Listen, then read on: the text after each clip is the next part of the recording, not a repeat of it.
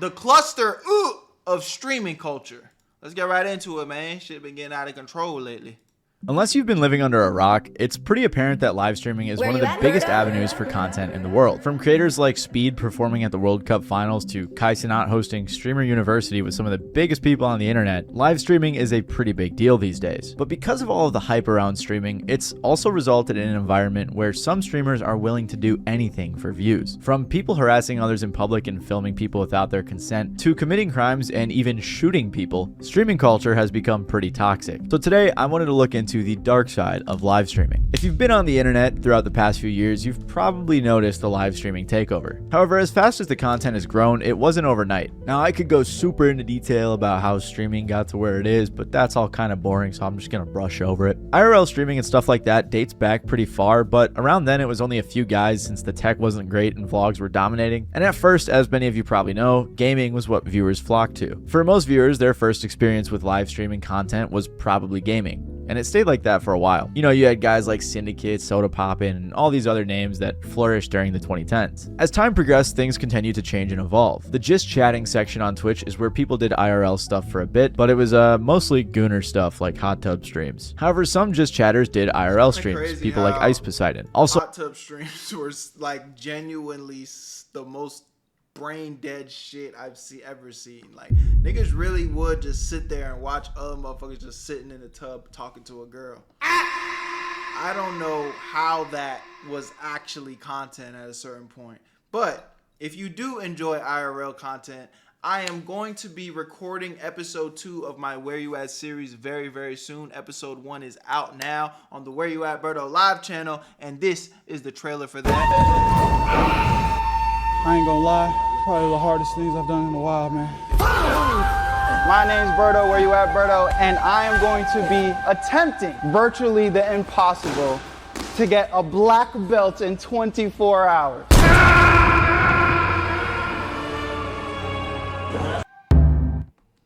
Guys, go check that out, man. Episode 2 is going to be very, very soon. I'm in the final stages of getting permission to be able to do episode 2 at this facility. I'm not going to spoil where it is yet, but make sure you guys go check out episode 1 on Where You At Berto live, and you are following me on Twitch so you never miss the live stream, because all of this does happen live, IRL. Let's get into it. around this time, guys like Ninja took the gaming side of things to the next level, hosting Fortnite streams with some of the biggest celebrities in the world and bringing in millions of eyes. I mean, Drake, Travis Scott, and Juju Smith-Schuster all on one squad was pretty crazy. Drake, every time you get a kill, the entire chat is just saying God's plan.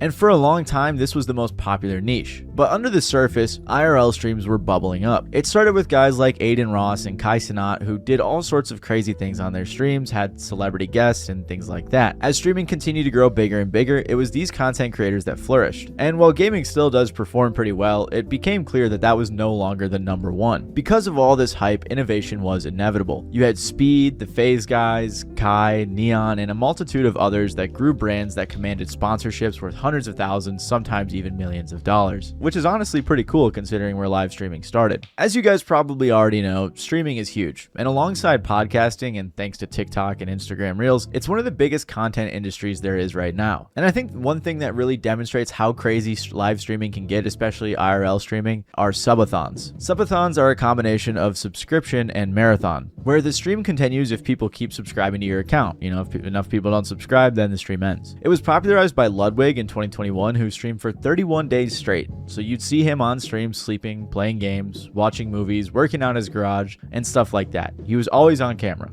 except for when he went to the bathroom. Damn. I already knew Ludwig was like pretty goated in the streaming space, but I didn't know that he popularized subathons.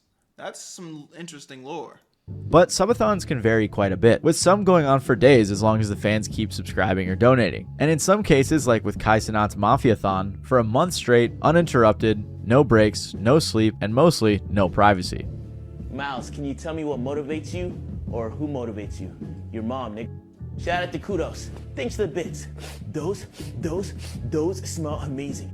You sound like a No, I'm from the suburbs. The difference between Ludwig's subathon and Kai's is the scale. We went from mostly gaming and just chilling a bit to now having tons of celebrities like Kevin Hart and Drewski guest starring, tons of other streamers, and all sorts of crazy things going on. I think the best comparison is like it's a modern day iCarly. That's really what it feels like. And with Kai Cenat raising the bar so high, there have been a ton of other streamers that are attempting to match the viral content that he's putting out, which has created another meta for these IRL streams, and that is called clip farming. Now, to some degree, the entire point of live streaming is authenticity, because you're watching it all live. It's supposed to be real, you know? And it can't be edited, so it's going to be raw and straight from the heart. But what happens when nothing that interesting is going on? Well, similar to reality TV, moments are scripted, curated, or forced. You could just be doing something funny, corny, extra, or even dangerous, and usually it's just jokes like FaZe Adapt, who pretends to be dumb for a funny clip on a stream. Not for a while. I pushed it back this year. Oh, really? Yeah. What month? I pushed it back to October this year, so like... That's when your birthday is? No, it's in June normally, but this year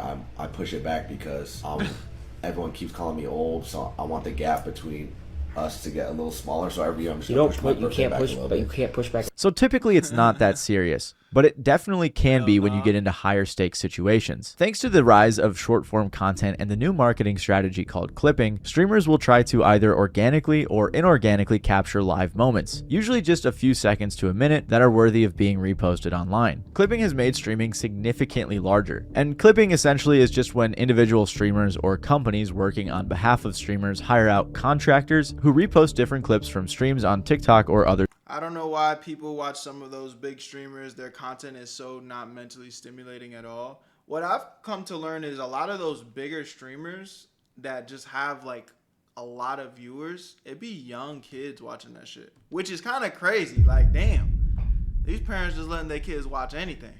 Social media. They call it clip campaigns, and it's the method that blew up Clavicular, a very popular streamer who you may be familiar with. For example, in March of 2026, Clavicular's clips got over 2.2 billion views from 69,550 videos posted by an army of 1,600 clippers. So basically, they hire out a bunch of kids in their mom's basements who sit on Premiere Pro all day and cut up little clips of the stream and upload them to TikTok. And as you can see on this chart, there are tons of streamers utilizing clipping through Kick, and plenty more that are not listed that are doing it themselves or working with other companies. These videos leverage diminishing attention spans, which practically solves one of the main issues that streamers are facing. So for a lot of people who can't stomach a full multi-hour long stream, there are endless amounts of clippers clipping clips to be viewed on TikTok and apps like it. Also, feel free to check out my video on clipping if you're interested. I go much more in depth about it and cover some crazy stuff. Regardless, nowadays streaming has clips, clip farming, and clippers. But what makes a good clip? Well, of course, it can be funny, it can be entertaining, it can be kind of crazy. However, a lot of modern clips have some element of rage bait, and this is where streaming gets a little more toxic. Rage baiting obviously isn't exclusive to streaming, but it is extensively common within the streaming world. If you don't know what rage baiting means, rage bait refers to content that tries to provoke anger or outrage as a means of gaining attention or making money. It has a wide variety of applications, whether you're messing around rage baiting your friends, you're rage baiting strangers, or some people just do it for the sick, twisted fun of it. In most cases, it can be lighthearted, but when it comes to streaming content, the stakes can rise pretty quickly. And usually what it is people just saying something ridiculous or offensive, or doing something ridiculous or offensive. That way commenters and viewers get upset, they interact with the video, leaving comments like, oh, this is so stupid, this is so ridiculous, this is so crazy, and then the streamer gets more attention, notoriety, engagement, and ultimately money from these clips. Kai streams low-key be entertaining as much as it is brain rot.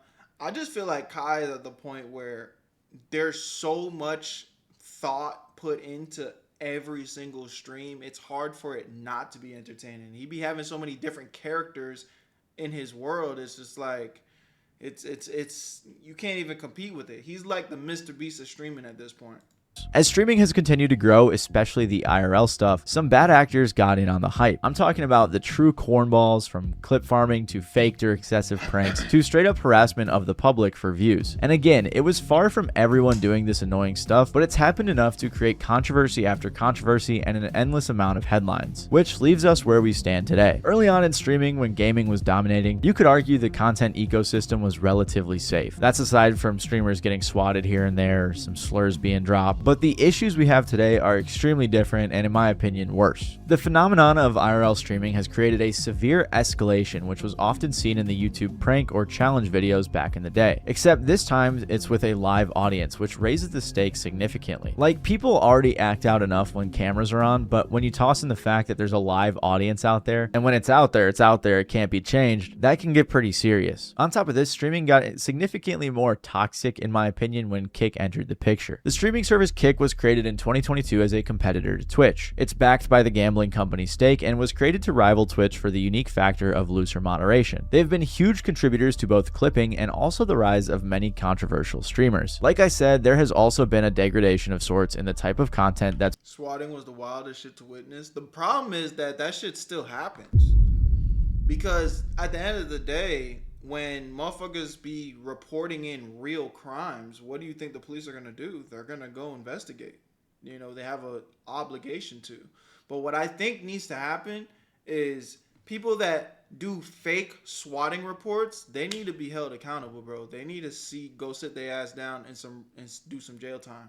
Because it's just kind of crazy that anyone can just call in anything and then get no consequences for their actions. I don't know what that's about. Been going viral. This is because of algorithmic reinforcement, dopamine loop, and the audience effect. With algorithmic reinforcement, social media algorithms are designed to prioritize extreme. Berto, if you had to pick YouTube streaming or Kick streaming, I mean, I would want to say YouTube, but man, YouTube be hating on the boy.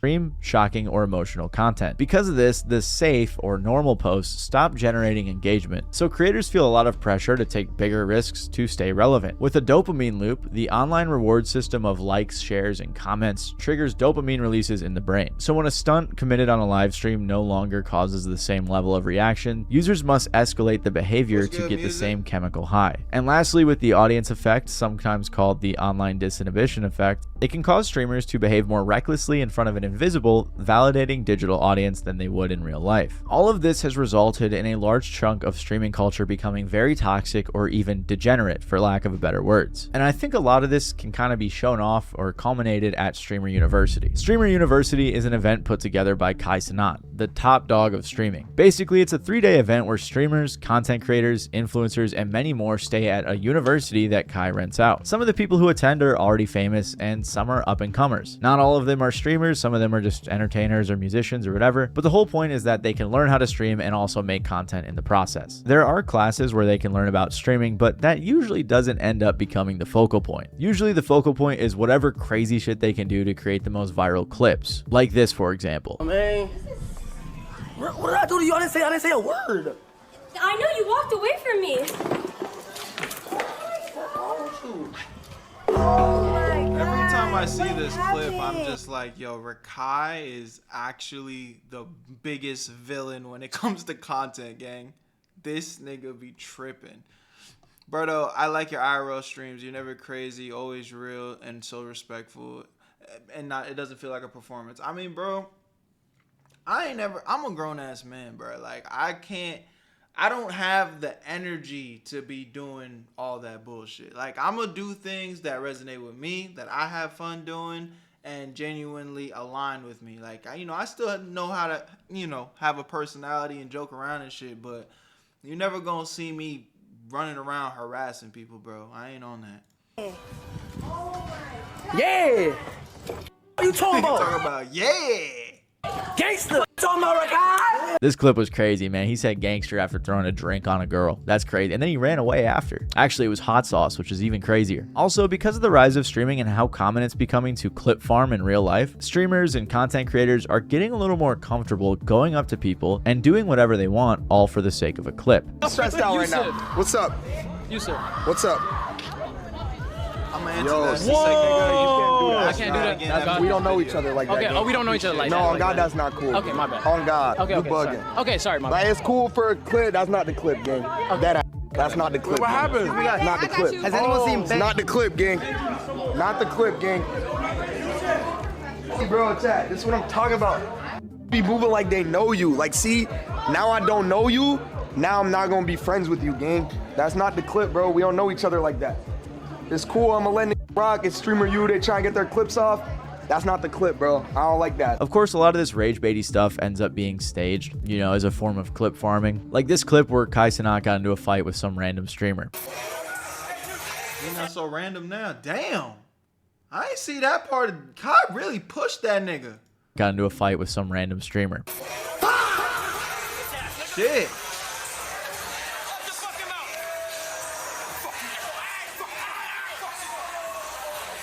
YouTube, it's all scripted. They're friends. It's all for jokes. Disclaimer, it's all scripted content. But I don't think Streamer University itself is the problem. As crazy as it is, all the people involved in Streamer University know what they're signing up for. The real problem is that a lot of the people consuming this sort of content who want to become the next big streamer will see all the crazy things going viral and try to recreate it on their own. Sadly, a big part of pushing the line for views has included creators straight up harassing random people on the street. This has been enabled and normalized in part. Is it still appropriate to talk shit about Streamer University?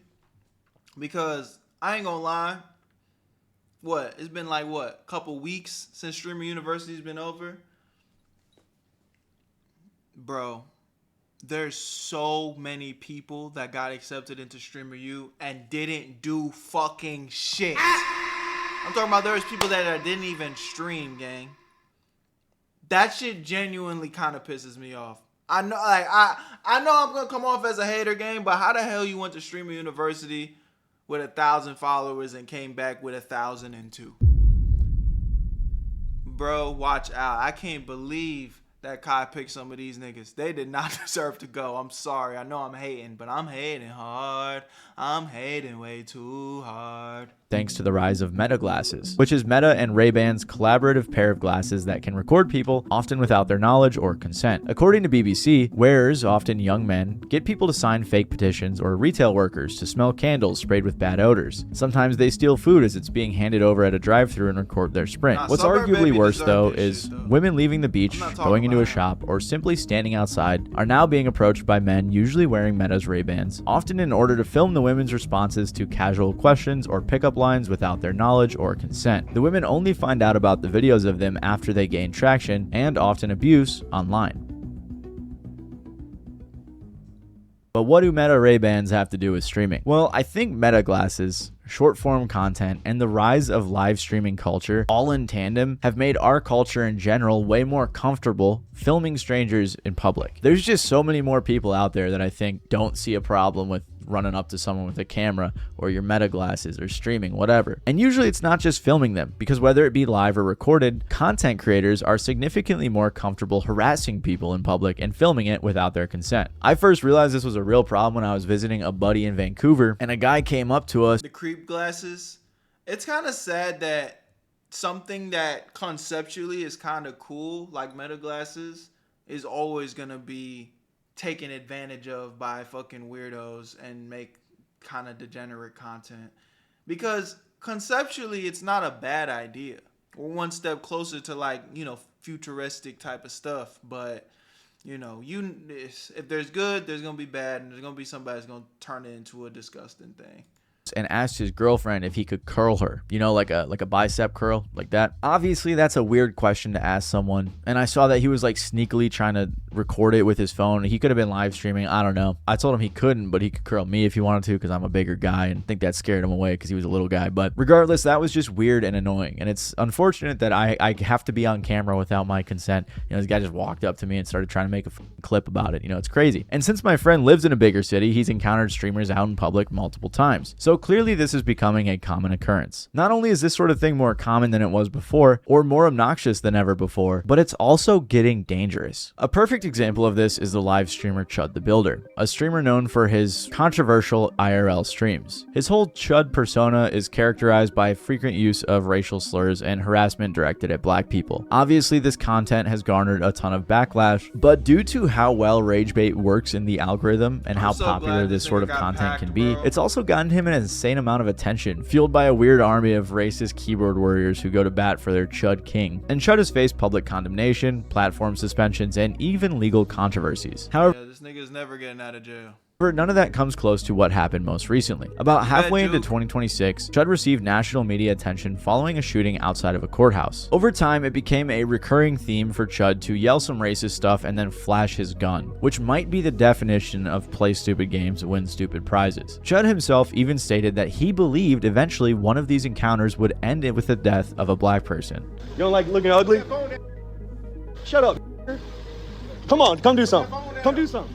Pull up. Yeah, walk up. That's what I thought. They chipping out. He has a gun in his pocket. I'm being so serious. When you run up on this man and you're mad about the racist stuff he says to you, if you know, control yourself like a human. That wouldn't even be anything that moves. The first big incident came in early May when someone knocked his hat off, so he began pepper spraying them while calling them racial slurs. He's bigger than an asshole. That nigga's actually just fucking a piece of shit. Like, he's worse than an asshole. He's the feces that comes out of it. The nigga's disgusting, bro.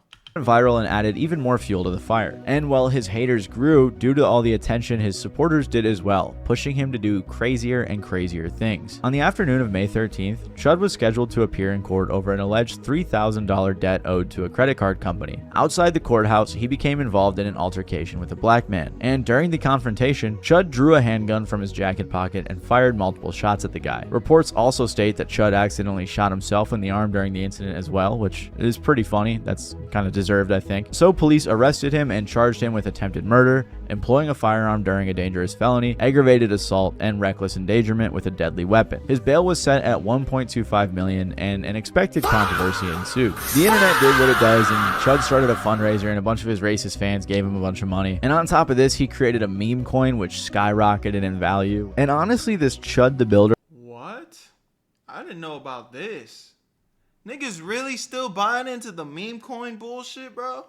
Guy just seems like the worst possible culmination of internet degeneracy, but in real life on a live stream. Immediately following the viral moment, this became a heavily politicized thing, and I'm not going to focus too much into the specifics of Chud's case since that's not the objective of the video. The point of bringing him up though is to demonstrate the broader growth of online racism, rage bait content, engagement farming, and how all of this can come together in IRL streaming and become actually dangerous. And this is far from the only instance. Just recently in Denver, a similar situation went down which resulted in the creator and the random guy being shot. Blood, yeah, blood I'm bro. Blood I'm gonna do jail. And if you think videos like these will help deter people from doing stupid things, think again, because you're being way too rational. I mean, there was a super viral incident a few years ago where a YouTuber was harassing a delivery driver and the guy just shot him. Is a guy named Alan Coley, and he's holding a bag of food he just picked up at the food court at the Dulles Town Center in Virginia. At one point, the 31-year-old Coley shoves the phone out of his face. But the prankster, 21-year-old Tanner Cook, is unrelenting. Stop. But the prankster never expected this reaction.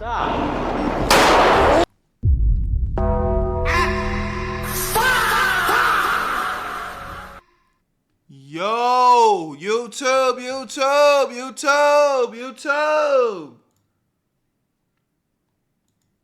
It's AI. A bullet fired in. It didn't show it. It just talked about it, YouTube. Oh my God. To his stomach and liver. The YouTube guy lived, and honestly, I'm kind of happy that the guy who shot him got acquitted, because this is what streaming culture, prank culture, Ray-Ban meta glasses, and the rise of short-form content has led to. Just obnoxious harassment of people in public. There are tons of small streamers out there who are just harassing people for the hopes of a viral clip. In one of the videos, he's recording a woman while making comments about her private parts. No, it's just ridiculous. It makes me angry. It makes me my blood boil. We spoke with a man who's been raising awareness on his social media page, South Bay Responders, which focuses on incidents in the community. 10 posts within 24 hours, just following girls, taking videos of their bodies. He's received multiple messages about this guy. And it's not just small streamers. Even big streamers like Jack Doherty or Clavicular have had legal issues stemming from their streams. Chill.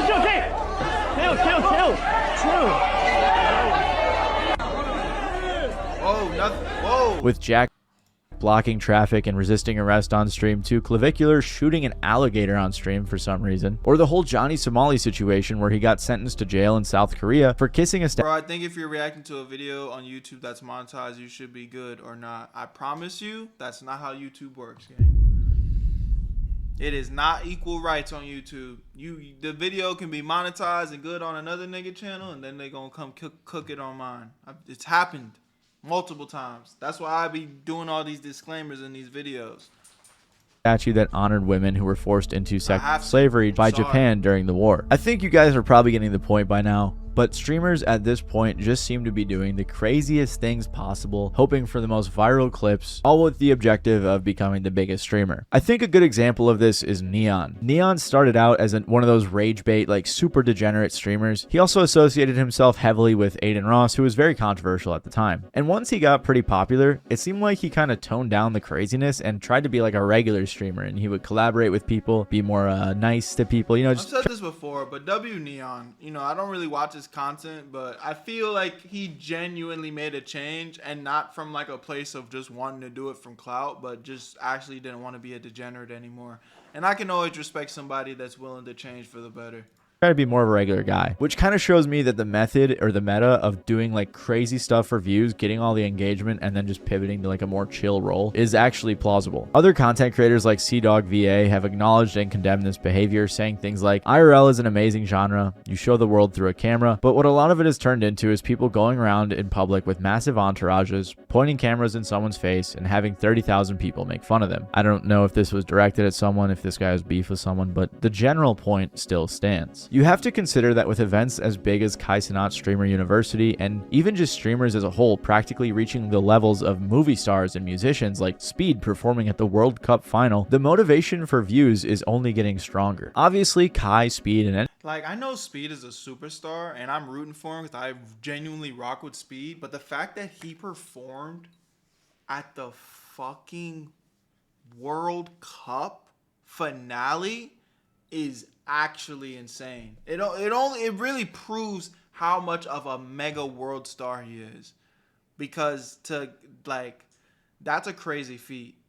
Many other big streamers aren't directly responsible, but it's the up-and-comers that have much less to lose that are tainting the monolith of streaming. The higher the ceiling of stardom and fame, the more wannabes are willing to do and sacrifice just for a slice of it, which ironically is the same old issue that fame has always had. This time though, it's different. It's through highly efficient social media algorithms that encourage people to act out in public in front of a live camera. This also makes it so just about anyone can do something crazy in hopes of becoming the next big thing. The main way that these people have gotten so popular is thanks to clipping, and it's actually surprising how big of an industry it is and how dangerous and deceptive that industry can actually be. So if you'd like to learn more about that, make sure to click the video that's on screen right now. Video, man. Y'all let me know what y'all think about this one in the comment section below. I appreciate y'all. If you guys want to experience any IRL content from your boy, tap into Where You At Berto live. The first episode of my Where You At series is already up on their channel, thriving and striving, and I'd love for you to check it out.